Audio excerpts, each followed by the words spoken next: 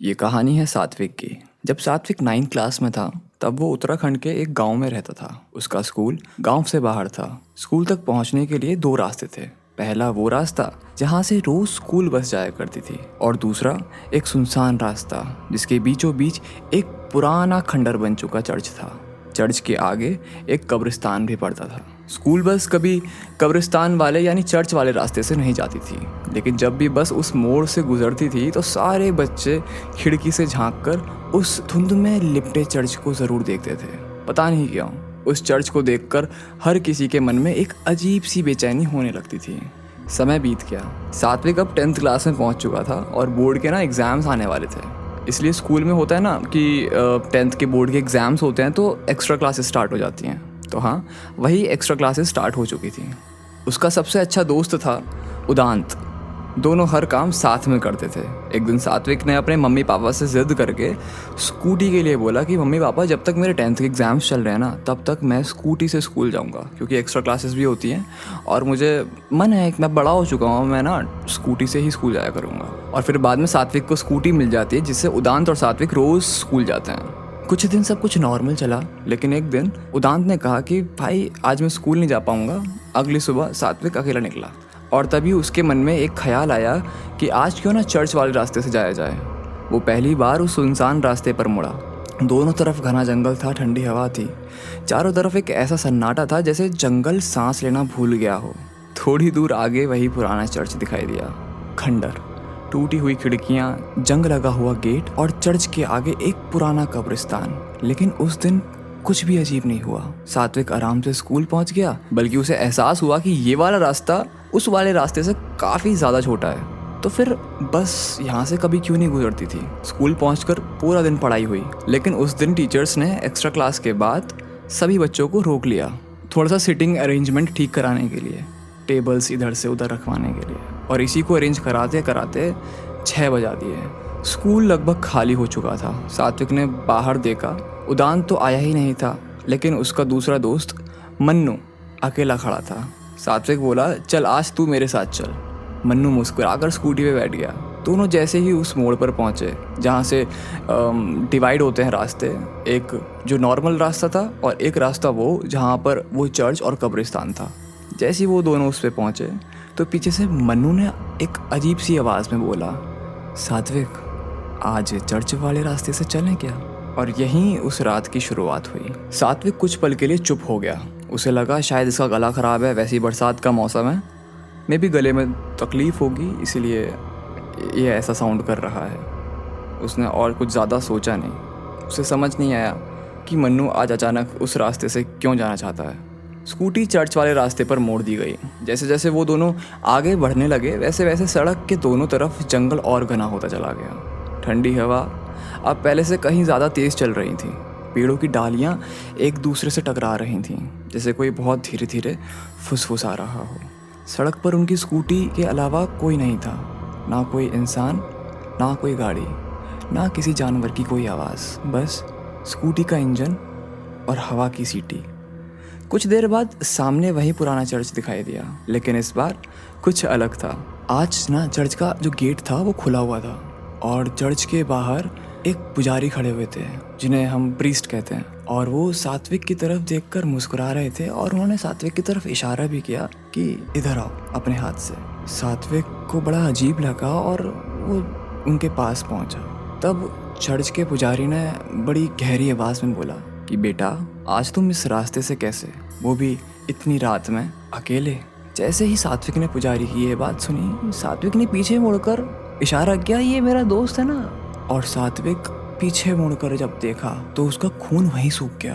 वो बिल्कुल ठंडा पड़ गया और उसके दिल की धड़कनें इतनी तेज़ बढ़ गई कि पीछे से मन्नू कहाँ गया। उसने प्रीस्ट को बोला, नहीं मेरा दोस्त था मेरे साथ, लेकिन जब आपने मेरे को बुलाया वो अचानक से गायब हो गया। शायद पीछे रास्ता थोड़ा ख़राब था, मे बी वो वहाँ गिर गया हो या फिर मैंने उसे बैठाया भी था या नहीं। सात्विक ने पूरी तरह अपने आप को उस टाइम मेंटली ना एग्जॉस्ट कर लिया था कि ये हुआ क्या मेरे साथ। सात्विक की ये सारी बातें सुनकर उस पुजारी ने बिना पलक झपकाए उसकी तरफ देखा और बहुत धीमी और गहरी आवाज़ में बोला, बेटा तुम तो पूरे रास्ते अकेले आए हो, पुजारी की ये बात सुनते ही सात्विक को ऐसा लगा जैसे कि उसके शरीर का सारा खून एकदम से सूख गया हो, उसके पैरों में जान ही ना बची हो। पुजारी ने तुरंत अपनी जेब से एक छोटी सी बाइबल निकाली और सात्विक को कहा, तुम जिस भी भगवान को सबसे ज़्यादा मानते हो उनका नाम जपो और इस बाइबल को अपनी शर्ट में रखो और ध्यान से मेरी बात सुनो। अब वापस उसी रास्ते लौट जाओ जिस रास्ते से गांव वाले आते जाते हैं। आगे कब्रिस्तान है और उसके बाद जो है उससे सामना करने की हिम्मत हर किसी में नहीं होती। सात्विक बिना कुछ बोले उनकी बात सुनता रहा। पुजारी आगे बोले कि स्कूटी के दोनों मिरर्स नीचे कर देना ताकि उनमें तुम्हें अपना रिफ्लेक्शन या फिर अपनी परछाई या फिर पीछे का रास्ता दिखाई ना दे, और चाहे तुम्हें कोई भी आवाज़ सुनाई दे, कोई तुम्हारा नाम पुकारे, कोई रोए या फिर तुम्हें ऐसा लगे कि तुम्हारा कोई परिवार का तुम्हारे पीछे खड़ा है, मुड़कर बिल्कुल मत देखना, सिर्फ अपने भगवान का नाम लेते हुए सीधे निकल जाना। सात्विक ने कांपते हुए सर हिलाया, उनकी हाँ में हाँ मिला दी। लेकिन जैसे ही वो स्कूटी के पास पहुंचा, उसके मन में एक और ख्याल आया, अगर मैं वापस गया और सच में मन्नू रास्ते में मिला तो वो कितना नाराज़ होगा। बस यही उससे ज़िंदगी की सबसे बड़ी गलती हो गई। उसने पुजारी की एक बात नहीं मानी। उसने स्कूटी स्टार्ट की और सीधे कब्रिस्तान की तरफ बढ़ने लगा। उसे बिल्कुल भी अंदाज़ा नहीं था कि अगले कुछ मिनटों में वो ऐसी चीज़ देखने वाला है जिसे याद करके उसकी कई रातों की नींद हमेशा के लिए उड़ने वाली थी। सात्विक ने स्कूटी स्टार्ट की। एक पल के लिए उसकी नज़र फिर से चर्च पे पड़ी। पुजारी वहीं खड़े थे, लेकिन इस बार उनके चेहरे पर मुस्कान नहीं थी। वो बस एकटक सात्विक को देखते रहे, जैसे उन्हें पहले से ही पता हो कि ये लड़का उनकी बात बिल्कुल नहीं मानेगा। सात्विक ने उनकी तरफ दोबारा नहीं देखा और स्कूटी सीधे कब्रिस्तान वाले रास्ते पर दौड़ा दी। शाम अब पूरी तरह रात में बदल चुकी थी। जंगल पहले से भी ज़्यादा शांत था, इतना शांत कि स्कूटी के इंजन की आवाज़ भी अजीब लग रही थी। कुछ ही मिनटों में सात्विक कब्रिस्तान के बिल्कुल सामने पहुंच गया।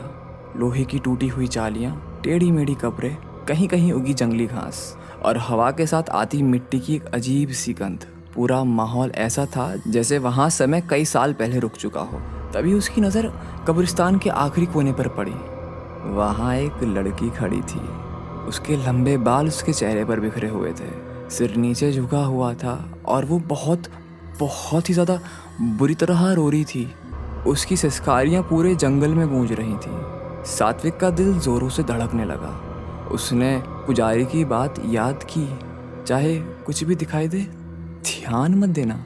उसने लड़की की तरफ दोबारा नहीं देखा। स्कूटी की स्पीड और बढ़ा दी। कुछ सेकंड बीते, फिर अचानक उसे महसूस हुआ जैसे उसके बराबर में कोई बहुत तेज़ भाग रहा हो। पहले उसे लगा शायद उसका वहम है, लेकिन जब उसने बिना गर्दन घुमाए सिर्फ आंखों के कोने से हल्का सा देखा तो उसके शरीर से मानो उसकी जान ही निकल गई हो। वही लड़की अब उसके बिल्कुल बराबर में भाग रही थी। स्कूटी लगभग 60-70 की स्पीड पर थी, लेकिन वो लड़की उसी रफ्तार से ज़मीन पर दौड़ रही थी।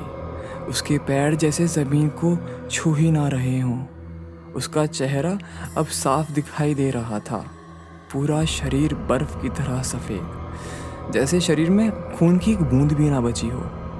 आँखों में सफ़ेद पुतलियाँ थीं, सिर्फ सफ़ेद। और सबसे डरावनी बात कि उसका शरीर बिल्कुल सड़क के सीध में था, लेकिन उसकी गर्दन पूरी सात्विक की तरफ मुड़ी हुई थी।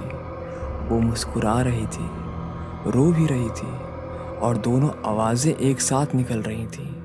एक ऐसी आवाज़ जिसे सुनकर किसी का भी दिमाग सुन पड़ जाए और दिल की धड़कनें रुक जाएं। सात्विक का गला सूख चुका था, उसके हाथ कांप रहे थे, लेकिन उसने हिम्मत नहीं हारी। उसने ज़ोर से जय बजरंगबली कहते हुए स्कूटी की स्पीड और बढ़ा दी। अब वो लड़की लगभग उसके कंधे के बराबर आ चुकी थी। ऐसा लग रहा था बस एक पल में उसका हाथ सात्विक तक पहुंच जाएगा। तभी कुछ दूर सामने मंदिर का शिखर दिखाई दिया। उसे याद आया कि गांव की शुरुआत में हनुमान जी का एक छोटा सा मंदिर था। सात्विक लगातार भगवान का नाम लेता रहा। जैसे ही उसकी स्कूटी मंदिर के सामने पहुंची, अचानक सब कुछ शांत हो गया। ना रोने की आवाज़, ना भागने की, ना ही ठंडी हवाएं। उसने हिम्मत करके एक बार साइड में देखा, वहाँ कोई नहीं था, ना वो लड़की ना कुछ। सात्विक बिना रुके सीधे अपने घर पहुंचा। उस रात वो बिल्कुल नहीं सो पाया। जब भी आंख लगती उसे वही चेहरा दिखाई देता, वही सफ़ेद आंखें, वही टेढ़ी गर्दन और वही मुस्कुराहट जो उसकी तरफ दौड़ रही थी। सुबह किसी तरह उसकी आंख खुली। वो चुपचाप तैयार हुआ, लेकिन आज उसने चर्च वाले रास्ते की तरफ देखा तक नहीं। सीधे सामान्य रास्ते से स्कूल पहुंचा। स्कूल के बाहर उसने मन्नू को खड़ा देखा। सात्विक गुस्से में उसके पास गया और बोला, कल तू मेरे साथ था, बीच रास्ते में कहाँ गायब हो गया था? मन्नू हैरानी से बोला, पागल हो गया है क्या? मैं तो कल स्कूल भी नहीं आया, मेरी तबीयत खराब थी। ये सुनते ही सात्विक के पैरों तले ज़मीन खिसक गई। जिसे वो कल अपनी स्कूटी पर बैठाकर लाया था, अगर वो मन्नू नहीं था तो फिर वो कौन था? पूरे दिन वो सहमा रहा। छुट्टी के बाद उसने उदांत को सारी बात बताई। उदांत कुछ देर तक चुप रहा, फिर बोला कि चर्च से पहले एक पुराना घर है, वहाँ एक आंटी रहती हैं, चल उनसे सारी बात पूछते हैं कि आखिर इन सब के पीछे क्या कहानी है। दोनों उसी शाम वहाँ पहुँचे। आंटी ने पूरी कहानी सुनाई, फिर गहरी सांस लेकर बोली, बेटा मैं यहाँ नहीं हूँ, लेकिन गांव वालों से जो सुना है वो आज भी रोंगटे खड़े कर देता है। करीब 20 साल पहले इसी घर में एक परिवार रहता था। रात में कुछ डकैत चोरी करने आए। चोरी करते समय कुछ सामान गिर गया, जिसकी वजह से काफ़ी आवाज़ हुई। घर का मालिक जाग गया। उसने चोर चोर चिल्लाया, लेकिन एक डकैत ने वहीं उसके पेट में खंजर घोंप दिया। ये सब उसकी बेटी ने अपनी आंखों से देख लिया, क्योंकि ये सारा पूरा हादसा उसकी बेटी के रूम के आगे हो रहा था। डकैत ने उसे भी जिंदा नहीं छोड़ा। सुबह घर में सिर्फ चीखें बची थीं। बाद में परिवार बिखर गया और उस बच्ची का अंतिम संस्कार भी ठीक तरह से नहीं हो पाया। परिवार में दादा दादी, उनका एक बेटा, उनकी वाइफ और वो उनकी बच्ची थी। मालिक को यानी लड़की के बाप को दफनाने के बाद जब बेटी का संस्कार हो रहा था, तब माँ आधी क्रिया में ही वहाँ से उठकर चली गई और अपना सामान पैक करके कहीं भाग गई। दादा दादी ये सारा तमाशा खड़े खड़े देखते रहे। जैसे तैसे आधी क्रिया में ही बच्ची को दफनाया गया। और आज गांव वालों का कहना है या फिर मानना है कि उसकी बेचैन आत्मा आज भी उसी रास्ते पर भटकती है, लेकिन वो गांव वालों को कुछ भी नहीं नुकसान पहुंचाती। वो सिर्फ बाहर से आने वाले लोगों का पीछा करती है। उसे आज भी लगता है कि वही लोग उसके घर को लूटने आए हैं। आंटी की बात सुनकर सात्विक के रोंगटे खड़े हो गए। फिर उसे अचानक कुछ याद आया। उसने अपनी जेब से बाइबल निकाली और बोला, आंटी ये चर्च के पुजारी को लौटा दीजिएगा, उन्होंने मुझे दी थी। बाइबल देखते ही आंटी का चेहरा सफ़ेद पड़ गया और उन्होंने कांपती हुई आवाज़ में पूछा, कौन पुजारी? सात्विक बोला, वही जो कल शाम चर्च के बाहर मिले थे। आंटी कुछ पल तक उसे देखती रही, फिर बोली, बेटा उस चर्च में पिछले 2 साल से कोई पुजारी नहीं है। चर्च 2 साल से बंद पड़ी हुई है। ये सुनते ही सात्विक के हाथ से लगभग बाइबल छूट ही गई। उसके दिमाग में कल शाम का दृश्य एक एक करके घूमने लगा। अगर चर्च बंद था तो फिर उसे बचाने वाला आखिर कौन था? आज भी उस रास्ते से गुजरने वाले कई लोग दावा करते हैं कि शाम ढलने के बाद चर्च के बाहर सफ़ेद कपड़ों में एक बूढ़ा आदमी खड़ा दिखाई देता है, जो हर किसी को सिर्फ एक ही बात कहता है, पीछे मत देखना। लेकिन हर कोई उसकी बात मान ले, ऐसा ज़रूरी नहीं। ये घटना बिल्कुल एक सच्ची घटना पर आधारित थी। अगर ये आपको अच्छी लगी हो तो प्लीज़ हमारा चैनल सब्सक्राइब कर लीजिए और बेल आइकन को दबा दीजिए। बाकी फिर से एक अगली कहानी के साथ मिलते हैं। तब तक के लिए आपका दिन शुभ रहे और आप स्वस्थ रहें। जय बजरंगबली।